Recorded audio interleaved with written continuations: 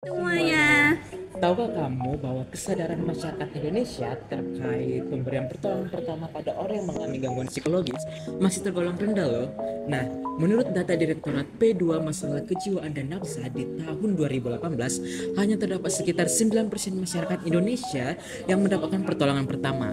Salah satu penyebabnya adalah karena kurangnya tenaga yang dapat memberikan bantuan maupun pertolongan pada secara sedini mungkin. Padahal dukungan dari orang terdekat sangat penting untuk membuat penderita itu merasa aman dan nyaman sebelum mereka mendapatkan bantuan profesional, baik dari psikolog ataupun dari psikiater. Namun, seringkali stigma negatif muncul di masyarakat yang membuat seakan-akan orang dengan gangguan psikologis ataupun orang dengan gangguan kejiwaan itu mengalami sesuatu yang memalukan. Sehingga muncul risiko depresi dan juga bunuh diri. Mendengarkan bukan sekedar mendengar kata-kata, tetapi hadir dengan pikiran dan hati yang tulus. Proses ini melibatkan banyak hal seperti menyimak, memahami, memilah informasi, memberikan respon yang tepat, hingga mengingat inti pembicaraan. Tentu, untuk bisa fokus terhadap sesi mendengarkan ini, kita tentu perlu untuk tidak terikat dengan masa lalu maupun kekhawatiran akan masa depan. Selain itu, penting juga bagi kita untuk memperhatikan kontak mata, bahasa tubuh, respon yang sederhana seperti anggukan, dan juga memvalidasi perasaan dari lawan bicara kita agar merasa nyaman dan didengarkan. Mengingat semakin banyaknya orang yang mengalami distres ataupun masalah psikologis namun tidak mendapat bantuan yang dibutuhkan, video ini muncul sebagai upaya bagi keluarga, orang tua, dan juga teman sebaya beserta guru untuk dapat mencegah ataupun mengurangi masalah psikologis yang lebih lanjut. Di video ini, kita akan sama-sama belajar bagaimana pentingnya PMS sebagai Upaya awal untuk membantu orang di sekitar kita menghadapi distres. Yuk Yuk kita kita mulai. mulai.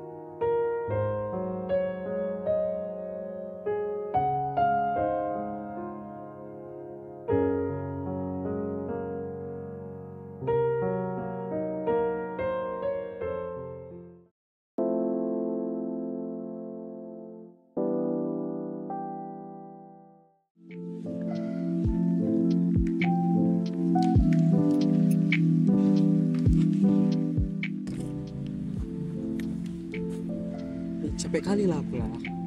Mau kenapa teh? Kayak mana gue bilang ya?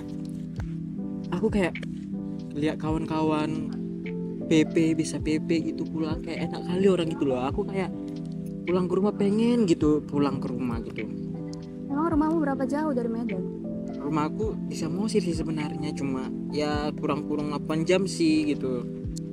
Oh masih mending lah teh. Lah aku dari Pekanbaru 15 jam dari Medan. Adegan tadi itu adalah contoh PFA yang salah ya teman-teman. Dalam memberikan PFA, kita tidak boleh membanding-bandingkan masalah kita dengan masalah orang lain. Kita dalam memberikan PFA yang baik, kita harus bisa memvalidasi emosi yang ada pada teman kita. Oh gitu ya teh. Aku ngerti sih perasaanmu. Pasti berat ya menjalani hari-hari jauh dari rumah. Ya kayak gitulah sih ya, kayak kadang rindu gitu kan kayak sama orang tua, udah apalagi udah lama nggak kontakkan sama orang tua gitu, apalagi kayak kuliah ini kadang capek gitu kan, apalagi sama kayak kawan gitu, kayak kalau mereka butuh gitu kayak aku selalu berusaha ada, tapi giliran aku yang butuh gitu kan kayak sibuk lah gitu, kayak nggak tahu. Terus teh kalau urusan perkuliahanmu aman kayak tugas-tugas segala macam. Kuliah ya kayak mana yang aku bilang ya kadang pusing sih sama kuliah, kayak tugas kuliah gitu menumpuk, deadline lagi, apalagi banyak tugas-tugas dari dosen yang kadang instruksinya kurang jelas, apalagi tau lah kayak mana kerja kelompok gini kan, kawan-kawan pada ada yang slow respon, ada yang bikin pusing gitu sih. Ya gimana lah teh? Bukan cuma kau aja yang kuliah, semua orang pun capek. Kalau kau nggak mau capek ya udahlah, drop out aja kau. Adegan tersebut merupakan contoh PFA yang salah. Melakukan PFA yang benar, seharusnya kita bisa membuat teman kita merasa lebih aman dan juga lebih rileks, bukan malah membuat mereka semakin cemas dan juga tertekan. Oh gitu ya Teh, aku tahu sih perasaanmu gimana. Tapi kau udah bisa sampai di semester ini tuh satu pencapaian sih Teh. Apalagi kan bentar lagi kita libur ya. Nah kau bisa pulang lah untuk lepas rindu sama keluarga, bisa balik ke kampung. Iya sih Nia, kalau yang kau bilang tadi itu betul sih. Aku kayak udah bertahan sih sampai sejauh ini, dan aku juga kepikiran sih karena udah mau libur semester juga kan, bisa pulang kampung, bisa ketemu keluarga. Cuma kan yang bikin aku bingungnya ini sih, kayak kadang karena tugas kuliah ini kan banyak lagi UAS juga, banyak praktikum, banyak PBL, banyak proyek lah gitu. Aku kayak banyak pengeluaran lah gitu nih ya, kayak aku sampai uang kos aku aja, uang makan aku aja kayak aku hemat-hematin gitu. Makanya aku bingung kayak kalau mau beli tiket mau beli di mana gitu kan, apalagi harus masih hemat gitu. Aku kurang sih aku kalau untuk kayak gini, dan mau minta sama orang tua juga bingung sih, kayak segan lah aku gitu sama orang tua. Kok bisa kau segan sama orang tuamu sendiri? Kok kayak nggak pernah minta aja? Ya udah minta aja, ngapain segan-segan? Dalam melakukan PFA yang baik, kita harus bisa memikirkan kondisi teman kita. Jangan menyamakan kondisi teman kita dengan kondisi kita. Kita harus punya empati yang membuat teman kita merasa lebih aman dan juga nyaman.